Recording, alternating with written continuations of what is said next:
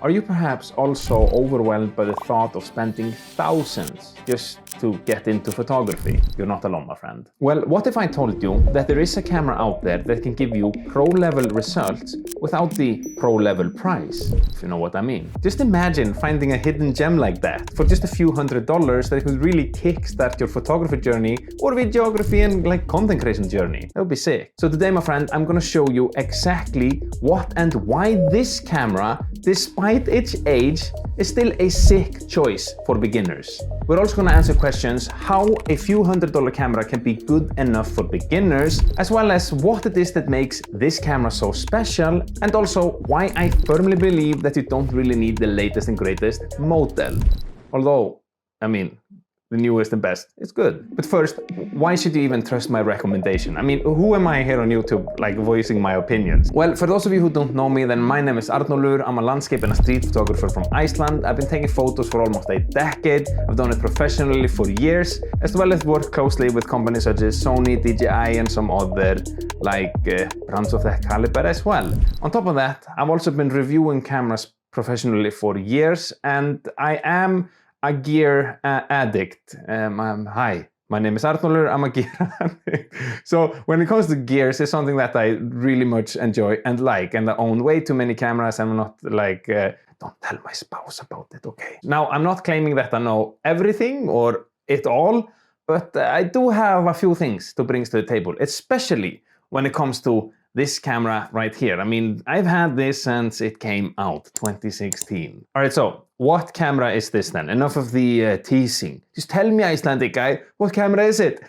Now, this tiny camera that I'm holding in my hand is of course the Sony a6-300. Now it's equipped with a 24.2 megapixel APS-C sensor. It can film 4K up to 30 frames per second and 120 frames per second in full HD. On top of that, the autofocus is really good, especially keeping in mind this is a quite old camera. I mean, like, this a fact that the autofocus here is probably better than on many newer cameras from other brands. I'm not shitting on, maybe I'm shitting a little bit on other brands, but Sony makes really good autofocus. And in this old device, I mean, it's fast and accurate and reliable.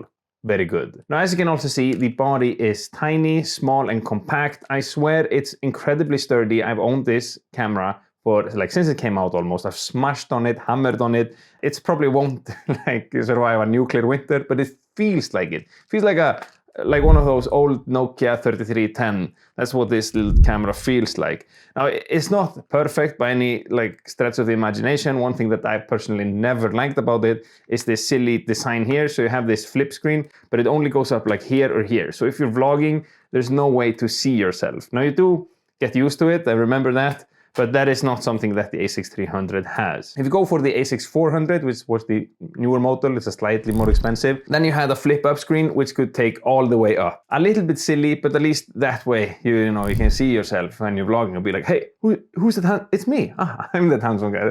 Silly joke. But the cool thing with this camera is that you get all of the essentials without that like newer extra stuff, which might be a little bit of distraction when you are a total beginner, because it's easy to get overwhelmed when you're just starting out. So getting something simple and straightforward, in my opinion, is a pretty good choice. I also think it's good to keep in mind when like you decide to pick an older, cheaper camera is that it's actually lower risk, because what if you don't like it?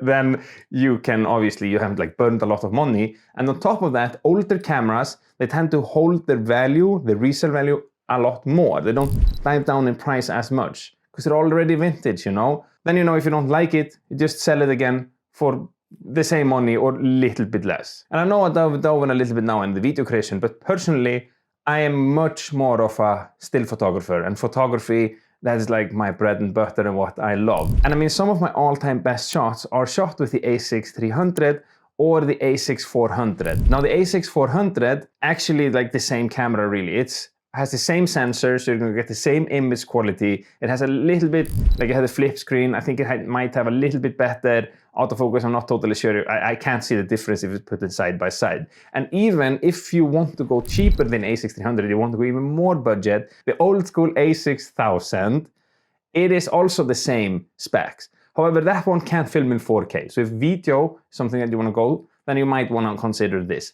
But if you're just shooting for photos, then you are the A6000. I mean, it's a good choice. And then another little thing I want to shoot in when it comes to picking a cheaper camera, especially in the beginning, is that it can challenge that mindset of thinking that expensive is always better. Of course, it's technically or spec-wise better, but is it going to be better for you and in what you are trying to accomplish?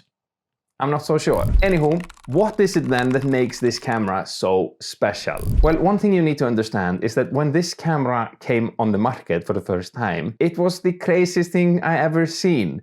I mean, this small entry-level camera, it wasn't that expensive back then either. It could film 4K, which not every cameras could do, especially not in this price range and for this size. It could also film 120 frames per second in full HD, and it was a great photography camera as well. With a viewfinder and everything, it was insane. And I honestly think that this little camera was the entry for a lot of us to go into Sony, because the price wasn't so much, you can just buy it, and then it was like, oh my god, the autofocus on this is insane, the specs are so good, I mean, what is happening? And here's a little food for thought. What used to be a good camera back in the day, it's still a good camera in this day and age. I mean, some of your favorite movies from back in the day or your favorite photographs from way back are shot on cameras that today we would consider to be just potatoes. But they're still good cameras because they could produce that. You understand what I'm trying to say? Anyhow, I'm not trying to sell you so much on the idea that you should go buy, exactly this. I don't care. I don't care what camera brand or what camera you're going to do. I'm trying to just say that maybe you can just try out the cheaper alternative and see what you can get with it. And at least in my opinion, the A6300 and A6000 and A6400 and those camera ranges is perfect for beginners and also the beyond. However, with all that being said, then there is a counter argument to all this, which goes like this. Is this camera really worth the money, or will I end up upgrading soon anyway? That's an excellent question, my friend. And it's really something to keep in mind, because sometimes buying cheap means that you have to buy 2 times. And if you really know that you want to get something better, along the line or down the line, you say, then you might just go for the best straight away. I mean, why not? There is also a counter argument to this. And that is like, I do believe though, that by getting a cheaper alternative, like the A6300, then you do have room to grow. And because the resale value, is what we talked about before, of older cameras, it stays kind of the same, it's pretty much risk-free, in my opinion. Also, this camera right here, it kind of has all of them base features that all newer cameras today have. The base features, not them sicker features that some of the newer cameras have, okay? And I mean, again, I keep coming back to this thing that I heard once, that is like, what used to be a good camera once is still a good camera today. And I remind myself of that, because I have way too many cameras. I don't even tell my spouse I'm buying all of this gear. We're nuts, and it's so irrational sometimes, because I just want the newest and latest. And I'm an addict. I'm a camera addict. So I'm trying to not get you to be a camera addict as well, okay? And you need to be rational. I can be irrational. You need to be rational, my friend. And then there's one thing that I kind of live and die by when it comes to photography, and that is that I would much rather buy and spend less money on a camera and more money on the lens, and not the other way around. And by grabbing this camera, then you have room to buy yourself more expensive and a better lens. For instance, if you would go with the Sigma 18 to 50mm on this, you're pretty much set. It's a great setup. Or even the Sony 16 to 55mm. I don't have it exactly here. It's in my closet, or I say in my lens closet in the other room. And I throw up a B-roll. Magical editing.